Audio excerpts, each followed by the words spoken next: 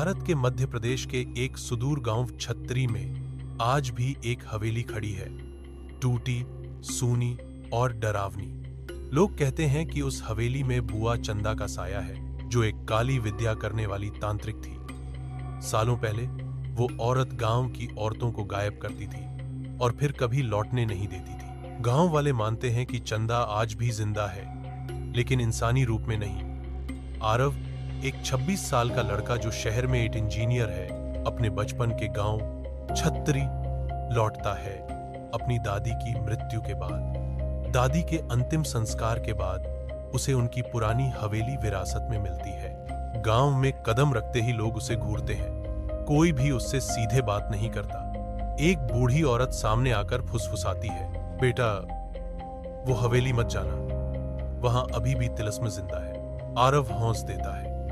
उसे इन बातों पर यकीन नहीं होता, बल्कि एक अमर आत्मा के रूप में उसकी हवेली में जो भी गया वापस नहीं लौटा।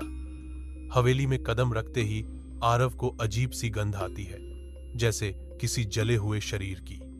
दीवारें काली हो चुकी थीं और दीवारों पर पुराने तांत्रिक चिन्ह बने थे। रात होते ही एक कमरे से तेज हवा चलने लगती है, जबकि खिड़कियां बंद होती हैं। अचानक बिजली चली जाती है और दीवार पर एक परछाई नजर आती है। एक औरत, उलझे बाल, गले में हड्डियों की माला और आंखों में खून उतरता हुआ। परछाई गायब हो जाती है और आरव बेहोश होकर गिर जाता है। अगले दिन जब आरव घर के पुराने तहखाने में जाता है, वहां उसे एक लाल कपड़े में लिपटी डायरी मिलती है। उस पर लिखा होता है, बुआ चंदा की तिलस्मी साधना।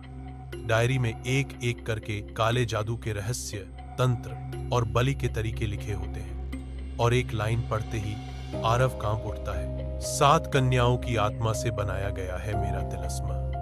जब तक इनकी आत्मा मेरी गुलाम है, मैं अमर हूं। उसी रात आरव को सपने में एक लड़की दिखती है। वो कहती है, मुझे बचा लो, मेरा नाम सीमा है, मैं चंदा की 7वीं बलि थी। सुबह उठकर आरव गांव के बाबा कालेश्वर नाथ के पास जाता है। बाबा कहते हैं, बेटा तुमने तिलस्मी हवेली का दरवाजा खोल दिया है, अब तुम चंदा के जाल में हो। उस डायरी में जो मंत्र लिखे हैं वही उसे नष्ट कर सकते हैं, पर चेतावनी भी देते हैं, अगर तुमने गलती की तो 7 आत्माएं तुम्हें भी खींच लेंगी। आरव तय करता है कि वो इस शाप को खत्म करेगा। वो 7 आत्माओं को मुक्त करना चाहता है। रात के 3 बजे वह हवेली के उसी तहखाने में जाकर तिलस्मी मंत्र पढ़ना शुरू करता है। तभी पूरा तहखाना हिलने लगता है। हवा तूफानी हो जाती है, जमीन से काले हाथ निकलते हैं और दीवारों से औरतों की चीखें आती हैं। 7 आत्माएं एक एक कर सामने आती हैं। उनके चेहरे सड़े हुए, आंखें सुर्ख और गले में फांसी के फंदे। उनके पीछे आती है चंदा की आत्मा।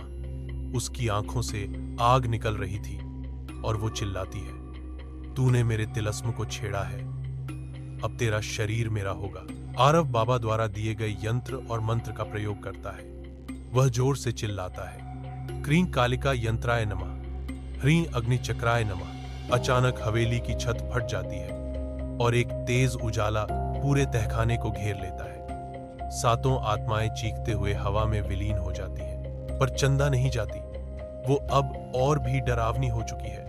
वो आरव पर झपटती है और उसे अपने शरीर में घसीटने लगती है। तभी आरव आखिरी मंत्र पढ़ता है, अग्नि स्वाहा आत्मा मुक्त भव।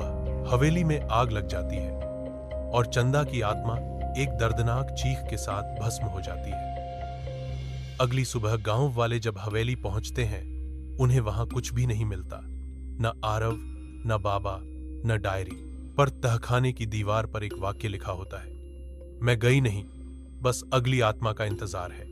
और उसी के नीचे आरव की आंखें दीवार पर बनी होती हैं, जैसे वो अब चंदा बन गया हो।